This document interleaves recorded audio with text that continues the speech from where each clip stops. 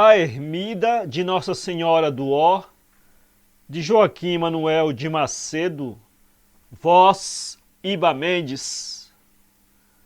Um jovem português, cedendo aos votos de seus pais e aos impulsos do próprio coração, determinara trocar o mundo pelo claustro e acolhera-se ao convento do Carmo de Beja, em Portugal. Passado alguns meses, em uma pomposa solenidade que teve lugar na igreja do convento, o jovem viu uma donzela de maravilhosa beleza e abrasou-se de amor por ela. Nem a oração, nem os jejuns, nem os cilícios puderam vencer e destruir essa paixão que subitamente lhe rebentara na alma. O jovem reconheceu que uma mulher se levantava diante de sua vocação de outrora e que a força o arrastava do claustro para o mundo. Ainda era tempo, fugiu ao claustro. O mais velho dos carmelitas do convento, ao vê-lo sair, disse-lhe em tom profético: trocas a mãe de Deus pela filha do homem, não serás feliz. Um dia lembrar-te-ás do Monte Carmelo. Apesar disso, o mancebo saiu, mas seus pais o repeliram. Um ano depois, a família inteira da formosa donzela teve de passar ao Brasil para estabelecer-se na cidade do Salvador. O mancebo, apaixonado, acompanhou na mesma caravela a dona do seu coração. Os dois jovens amaram-se e souberam que eram amados. Sorria-lhes o futuro quando na cidade do Salvador um cavalheiro de nobre estirpe, colono português considerado, pediu a donzela em casamento. O pai mandou, a filha chorou, mas teve de obedecer. O amante pensou morrer, viveu, porém, ainda para amar com o mesmo ardor a mulher que pertencia já a outro. O marido teve conhecimento daquele amor, que era já um desvario, mas conteve-se, porque não podia duvidar da virtude da esposa. No fim do ano de 1566, Mendes Sá chamou os bravos a pelejar contra os franceses do Rio de Janeiro. O marido da bela moça alistou-se entre os guerreiros e fez-se acompanhar de sua mulher. Tinha a ideia de ficar na nova colônia que se ia fundar e de assim ver-se livre do importuno apaixonado de sua esposa. Quando, porém, o navio em que ia levantou a âncora, o mancebo apareceu a seus olhos. O marido turvou-se, guardou, porém, silêncio. A expedição chegou ao seu destino e no dia 20 de janeiro de 1567 travou-se a peleja entre os portugueses e os franceses. No momento de avançarem os portugueses para atacar a praça do Uruçu-Mirim, o marido voltou-se de repente para trás e viu que sua esposa olhava antes para o antigo amante do que para ele. Corou e tremeu, corara de vergonha e tremera de raiva. Ao travar-se o combate, o marido chegou-se ao amante de sua mulher, bateu-lhe no ombro e disse-lhe: quero ver se sabes ser valente, como queres parecer apaixonado. O amante olhou para o feliz rival com surpresa e furor, e imediatamente atirou-se na peleja como um leão.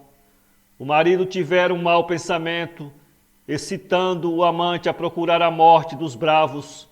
Ao vê-lo, porém, batendo-se com arrojo sublime, arrependeu-se, teve pejo, imitou-o, foi um segundo leão. E marido e amante caíram cobertos de feridas. A vitória coroou o esforço dos portugueses. Dias depois, na rude povoação que havia perto do Pão de Açúcar e que ficou sendo chamada Vila Velha, estavam em duas cabanas diversas dois moribundos prestes a exalar o derradeiro suspiro. À cabeceira de um deles velava uma mulher que durante um mês inteiro, sem descansar, sem dormir, cuidou do marido e rezou por ele. Não lhe valeram cuidados nem orações. Ficou viúva e, aborrecida do mundo e da vida que até então vivera, resolveu-se a ficar na solidão do Rio de Janeiro pedindo e obtendo uma sesmaria num vale junto ao morro do castelo, onde se fundara a nova cidade. Na outra cabana, a luta entre a vida e a morte mais longa tinha sido ainda.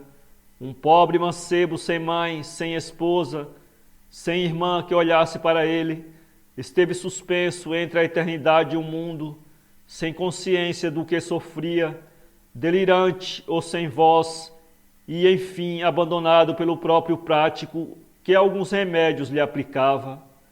A seu lado ficou somente um padre que rezava de joelhos diante de uma imagem sagrada.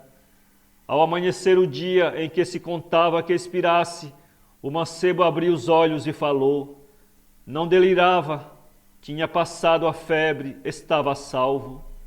Obrigado, meu padre, disse com voz sumida. Agradecei a quem vos salvou, respondeu o padre, mostrando a imagem. O mancebo olhou e viu, era uma imagem de Nossa Senhora do Ó. Seguiu-se uma convalescença de alguns meses. No fim deles, o mancebo agradeceu ao padre os cuidados que lhe devia e pediu-lhe que lhe desse a imagem de Nossa Senhora do Ó. O padre hesitava. Ouvi-me em confissão, meu padre, disse o mancebo, e de joelhos aos pés do ministro do Senhor, abriu-lhe o seu coração e patenteou-lhe todos os seus segredos, todos os seus erros e um profundo arrependimento. O padre absolveu-o, abençoou-o e, fazendo-o levantar-se, perguntou-lhe: E que pretendeis fazer agora, meu filho? Tocando à beira da sepultura, devorado pela febre, exaltado pelo delírio, eu escutava incessantemente uma voz terrível repetir a meus ouvidos as palavras do frade carmelita: Trocas a mãe de Deus pela filha do homem, não serás feliz. Um dia lembrar-te-ás do Monte Carmelo. Eu me sentia condenado e desejava a morte, quando uma noite, no meio de violenta agitação, voltando os olhos, eu vos vi, meu padre, ajoelhado a rezar diante daquela imagem sagrada. Contemplei-a também em êxtase. Pareceu-me ver em seus olhos o anúncio da minha salvação. Tive fé, esperei e fui salvo. E então, agora, meu padre, fiz votos de erguer nesta terra inculta uma ermida a Nossa Senhora do Ó, que me arrancou das garras da morte, e de provar o arrependimento que me acompanha da ingratidão com que fugi do tranquilo e sagrado asilo do Carmo, procurando alcançar na nova cidade que se está fundando um terreno espaçoso que guardarei para os carmelitas, que não deixarão de vir estabelecer-se no Brasil. O padre tomou a imagem da Senhora do Ó nos braços, beijou-a fervorosamente nos pés e depois entregou-a ao mancebo. Passado apenas 2 dias, o mancebo tinha já escolhido o sítio onde queria levantar a ermida. Soube, porém, que o lugar estava compreendido na sesmaria concedida à viúva de nobre português, que morrera das feridas que recebera no combate do dia 20 de janeiro. O mancebo não desanimou, o seu desejo era santo, e para realizá-lo foi pedir algumas braças de terra à sesmaria. Bateu à porta da cabana da triste viúva e mandaram-no entrar. Estremeceu, ouvindo a voz que lhe falara, mas entrou na cabana. Uma mulher formosa sempre, mais pálida, aflita e abatida, mostrou-se a seus olhos. Era ela, era a sua antiga amante, que ao vê-lo soltou um grito de espanto. O mancebo parecia um velho sexagenário. Sua barba era longa e, assim como seus cabelos, tinha embranquecido. Reconheceram-se ambos. Nenhum dos dois, porém, falou de amor, nem sonhou com os gozos do mundo. Uma sepultura e um arrependimento, 2 abismos onde as lembranças do passado aparecem sempre negras, separavam os amantes de outrora. O mancebo de cabelos brancos disse ao que vinha. A viúva, pálida e aflita, deu-lhe sem hesitar a licença pedida para a construção da ermida nas suas terras. Adeus, disseram ambos a um tempo, e levantaram para o céu os olhos. Com os lábios diziam-se o último adeus na terra, com os olhos emprazavam-se para se encontrarem no céu. Em pouco tempo, a ermida de Nossa Senhora do Ó foi erguida a poucas braças do mar e defronte da praia que por alguns anos conservou o nome de Praia da Nossa Senhora do Ó. O mancebo de cabelos brancos fez-se ermitão, viveu ainda alguns anos, nunca mais, porém, tornou a ver a bela viúva com que tanta paixão idolatrara. Aquele adeus que a um só tempo um e outro se tinham dito, fora com efeito a sua despedida no mundo. Ambos, porém, aproximaram-se enlaçados pela morte, pois que morreram no mesmo dia e à mesma hora, e foram enterrados na mesma ermida de Nossa Senhora do Ó. E assim foi que teve princípio a ermida de Nossa Senhora do Ó, a tradição popular conservada e transmitida pelo Padre Velho de que falei termina aqui. Filha somente, e toda ela da imaginação, ou pela imaginação exagerada e desnaturada, esta tradição assenta ao menos sobre dois fatos incontestáveis. A ermida de Nossa Senhora do Ó data daquela época, a mais antiga da cidade do Rio de Janeiro. A existência do ermitão que a fundara está marcada em memória desse tempo. Em 1589 chegaram ao Rio de Janeiro os primeiros monges beneditinos e, por ordem de Salvador Correia de Sá, o Velho, foram acolhidos na ermida de Nossa Senhora do Ó. Mas logo no ano seguinte transferiram a sua residência para o monte, onde levantaram depois o seu mosteiro e que ficou sendo chamado o Morro de São Bento. Bom foi que tão depressa tivesse mudado de residência, porque no mesmo ano de 1590 entraram na Barra do Rio de Janeiro alguns carmelitas, desembarcando na praia da Nossa Senhora do Ó, porque no mesmo ano de 1590 entraram na Barra do Rio de Janeiro alguns carmelitas, desembarcando na praia da Nossa Senhora do Ó, foram acolher-se à ermida que os beneditinos acabavam de deixar. Pelo que se vê na cidade do Rio de Janeiro e em outras, os frades têm muita predileção pelos sítios elevados ou pelas montanhas.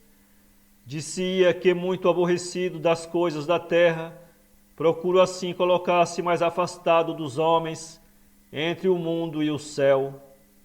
Se esta explicação não serve, não posso acertar melhor. Os carmelitas, porém, fizeram uma exceção àquela regra e preferiram um vale às alturas. O ermitão que para eles tinha pedido e alcançado o monte, a que por isso chamara do Carmo, perdeu o seu tempo e os seus cuidados. Os carmelitas acharam tão bonita e tão cômoda a situação da ermida de Nossa Senhora do Ó, que por ela desprezaram o nome do Carmo e para logo trataram de construir ali mesmo uma casa mais espaçosa.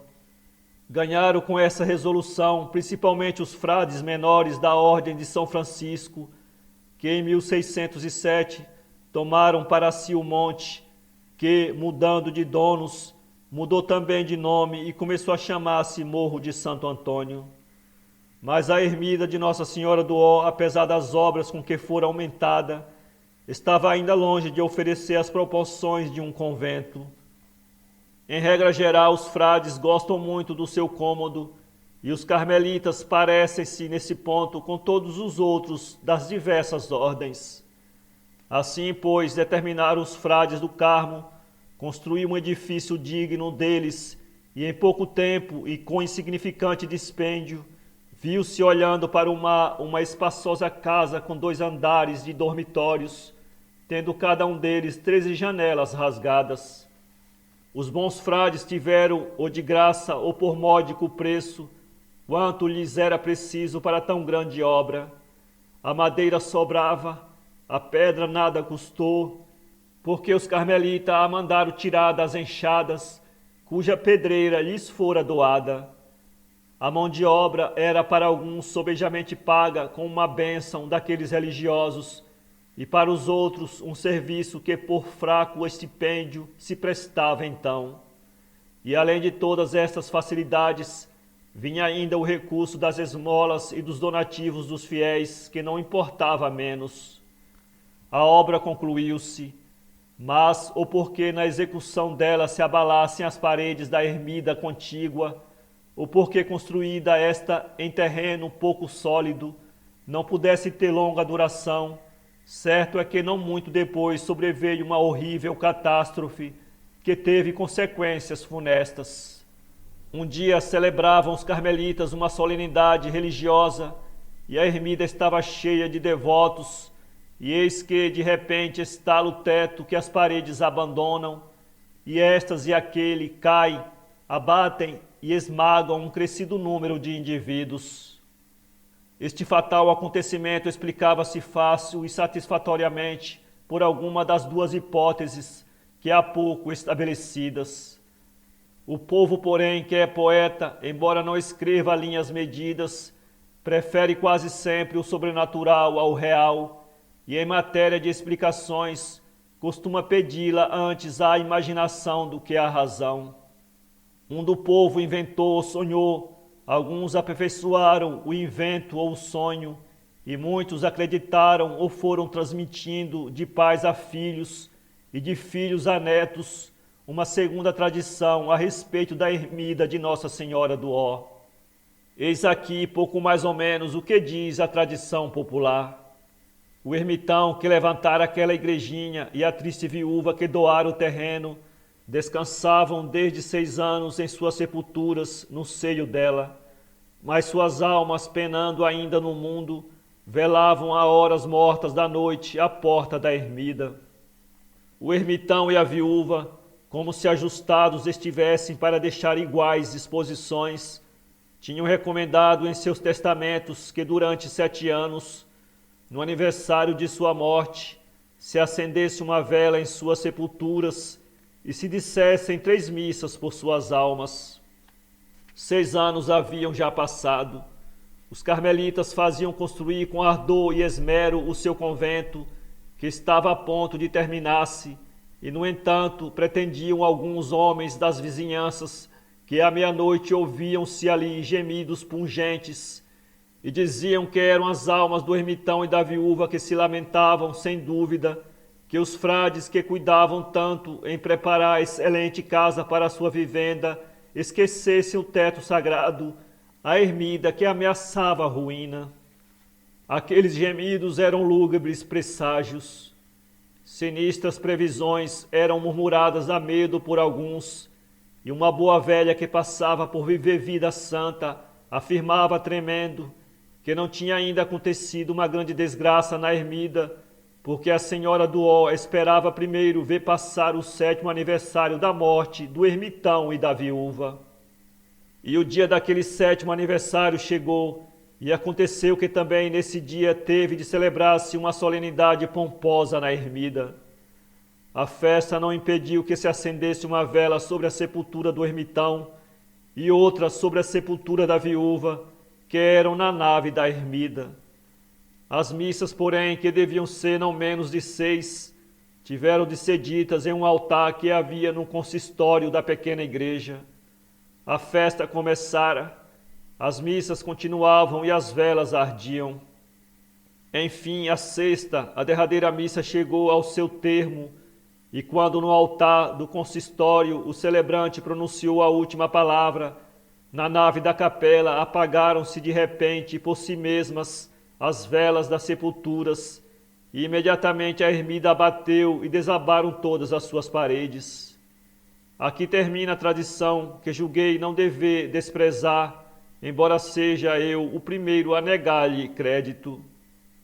Livre da tradição popular que perturba um pouco, ou mesmo muito, a verdade da história, prossigo desafrontando na fiel narração dos fatos. Sobre as ruínas da ermida de Nossa Senhora do Ó, construíram os carmelitas um templo que se mostrou em harmonia com as proporções do seu convento. Essa igreja, porém, foi ainda reedificada, começando as obras na reedificação do ano de 1761, no tempo do ilustre conde Bobadella. O nosso afamado mestre Valentim, o artista que era grande naquela época, e que grande seria também, na atualidade, concorreu com seu imenso talento para a renovação e embelezamento da Igreja dos Carmelitas.